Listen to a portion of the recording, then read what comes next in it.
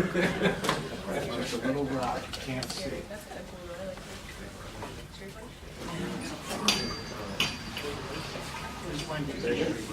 One, Mike?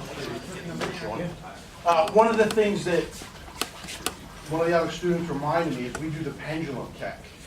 For those of you that have seen me do it.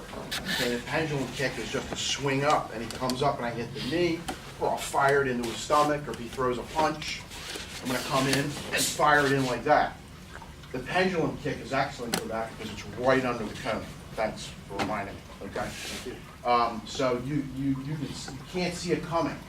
That's because most of the time he's engaged in my eyes, and he throws that punch, and I come up, and I'm right underneath there. It goes right underneath the cone. So you got to be careful with these punches or those kicks. Vince will break your head in 2 seconds. I don't want any trouble. Hands up to you. Yeah. What Vince does all the time is this. He comes in, come in at me, so you can see the camera. Vince usually puts his hands up like this. What's he doing? How am I standing? I don't want any trouble. Where am I naturally looking? His hands, right? So he's like this, and he boom, boom, and he hits me. Okay? So here, so you can see the camera. So he goes like that. I'm like, boom! He just drives me back, and he nails me. Okay? So he's bringing my cone up. Okay? He's bringing the cone up. So that's what you want to see. And going back to the original movement with the other Aikido school, New York, that what the problem he did when he threw the knife, pretend he's got the knife in his hand, and he goes like this.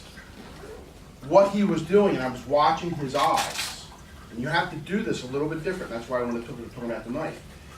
My cone of vision is normally here if it's a punch, but once it's a weapon, I am switching to about here because I want to be able to continue to see this hand, but I really want to focus on that knife hand. Okay? So if you constantly are watching his torso, like you normally do, when he's got a weapon in his hand, you've got a problem. Because, and the one thing I neglected to show was, I'll stab you. We're going to go back to doing it the way that guy originally did it.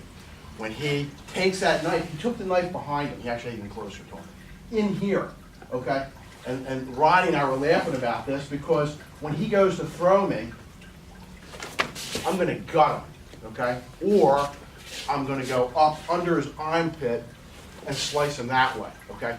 So you have to focus on the weapon. Getting back to, this is the instructor that's teaching people how to handle knives, and he's putting the knife behind him, and he's throwing me through him, look, slice. And that's what would happen.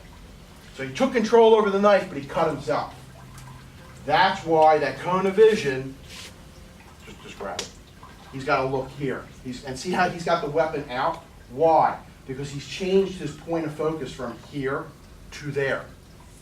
He's looking here. He's consciously knowing where that knife is. Okay? Because if he had done that technique with the knife on the inside, throw me, I just cut him. Does everybody get it? So think of that once there's a weapon in somebody's hand. Okay, go back to do what you're doing and we'll move on.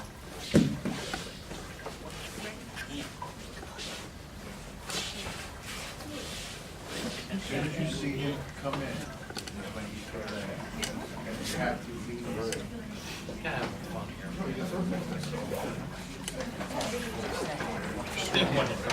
Before I got up from the